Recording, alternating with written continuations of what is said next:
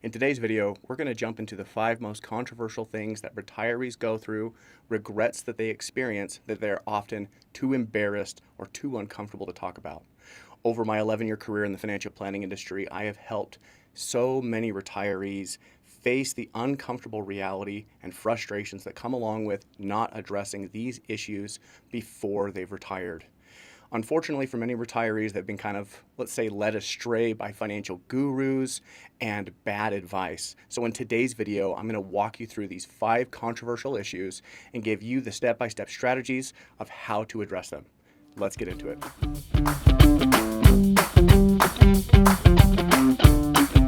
Now, the first regret that I want to cover in this video is damaging relationships when an estate is settled within your family.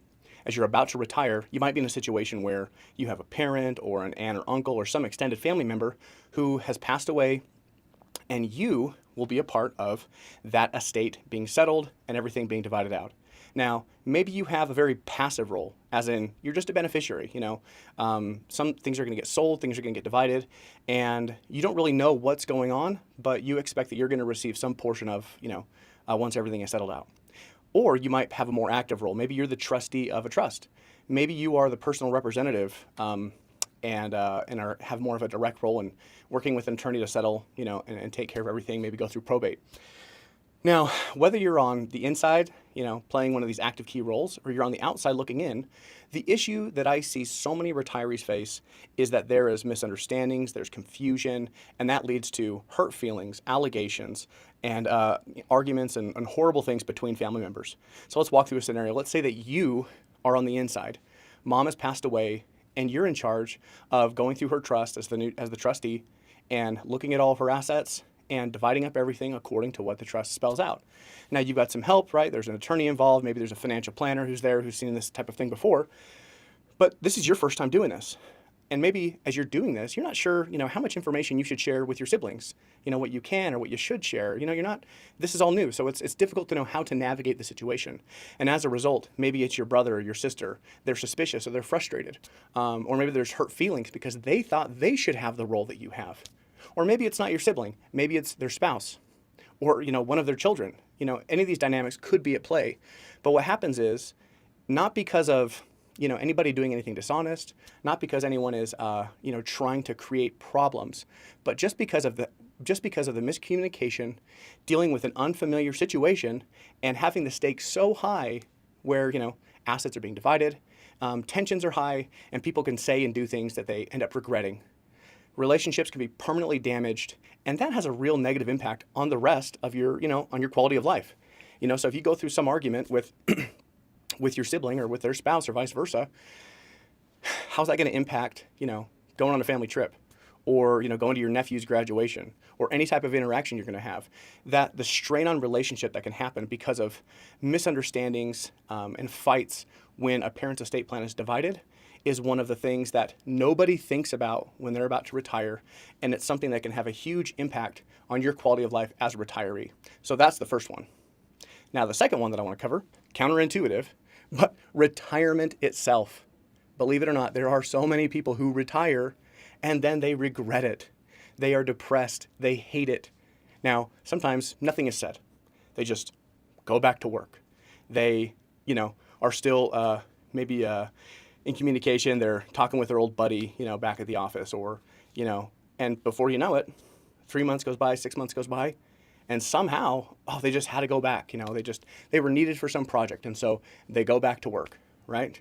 Now, that might be just fine. And I want to say that if you retire and you find that you're unsatisfied, you're not happy, and you want to go back to work, awesome.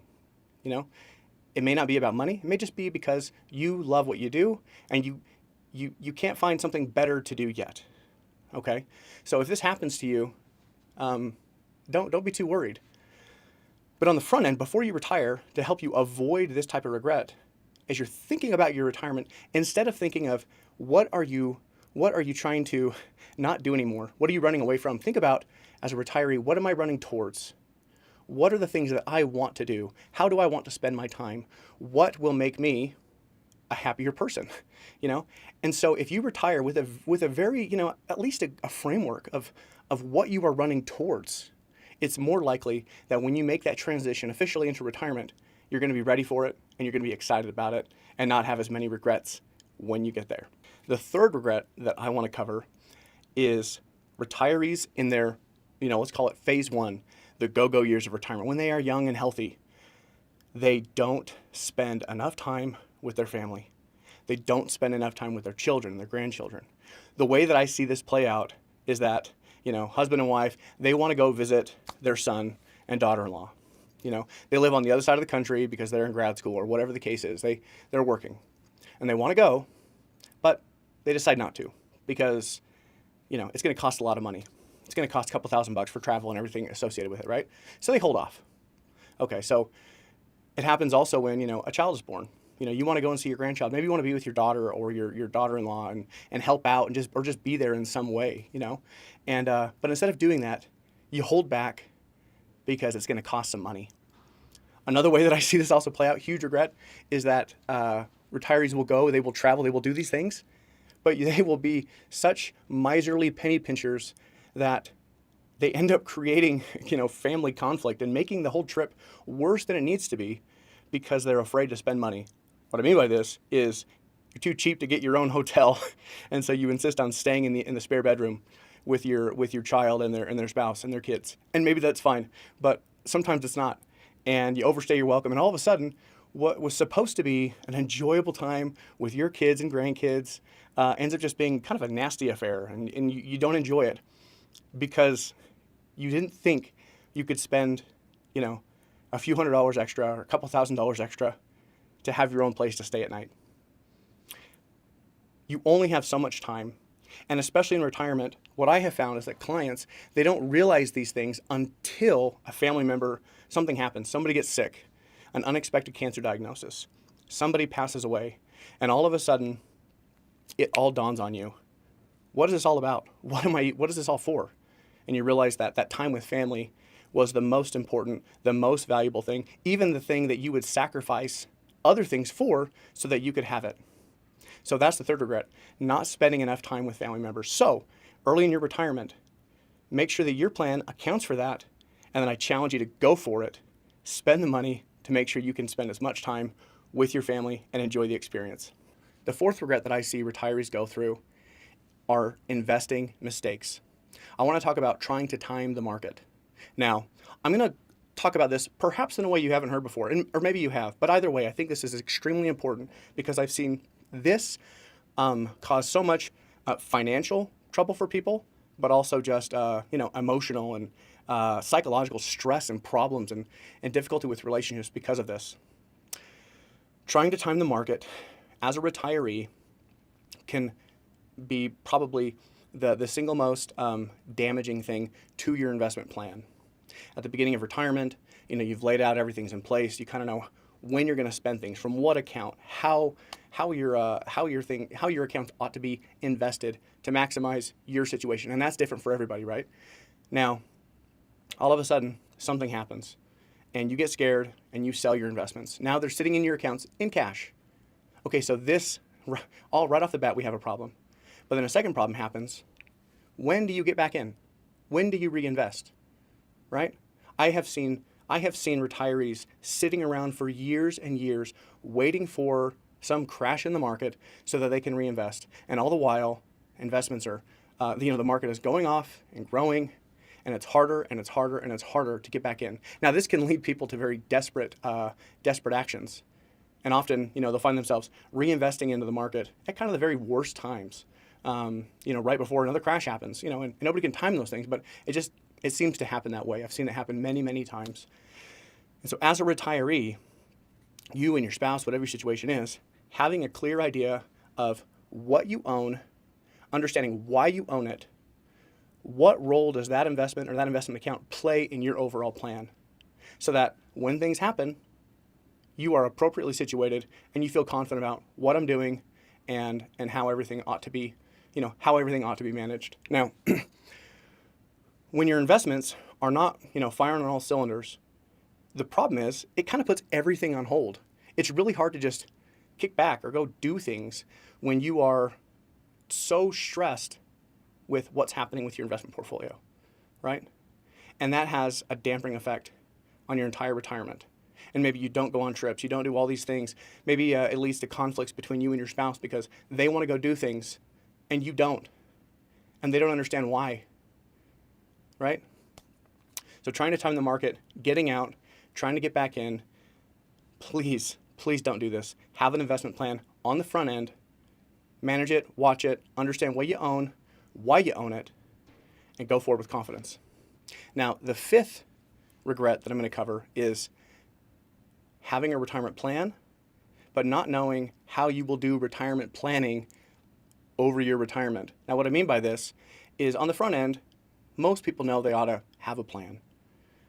But have you thought about what is your plan for making adjustments over time? What is your framework to know when you can spend more or when your tax strategy ought to change? Now, having a method, having a framework for managing your plan over time is critical for an optimal retirement. And in this video, I won't be able to get into a lot of detail on this specific topic, but make sure that you subscribe to the channel so when further videos come out on this, you don't miss out. Now, when it comes to retirement planning, the most important adjustment that I see with retirees is not running out of money. If you're watching this video, the majority of people, I'm just guessing, may not be your situation, but I'm just guessing you've prepared or you were preparing with a lot of energy and effort to make sure you're ready to retire. Okay, so the problem that I see with retirees is they're focused on all the downsides, the potential issues with their retirement, and they don't have a clue about when they can increase their spending, when it's okay, when it's still prudent for them to make an adjustment upward, take out more money, or you know what, something came up I did not expect, and is it all right for me to do that thing? Is it okay for me to travel more? Is it okay for me to help this family member or donate more to my church or to this organization that I have a lot of passion and conviction for? When is it okay to do that? And if you don't have a framework, you'll miss out on so many opportunities that in hindsight, it'll be very clear that yes, you could have done those things, but you didn't know that you could, and so you didn't. The framework that I like to use is a guardrail approach. Simply stated, knowing when your portfolio gets to a certain level, you know by how much you've already planned ahead, you know by how much you can increase your spending. Now, you may not choose to increase your spending right then, but it gives you a little bit of an idea to say, hey, I can if I know I can spend an extra $500 a month and I choose not to, well, then I can kind of tuck that away in my mind and say, my retirement plan owes me an extra $500 a month. So maybe a few months down the line when there's something that comes up, you feel totally okay taking out a couple thousand extra dollars to spend and allocate towards that thing that's important to you. Not having a framework is something that will hold you back throughout your entire retirement. So now that you've seen some of the unexpected regrets that can catch retirees off guard, you can start planning for these pitfalls in your own retirement journey. Now, in this short video, I wasn't able to cover every scenario or, frankly, details that might be specific to your situation.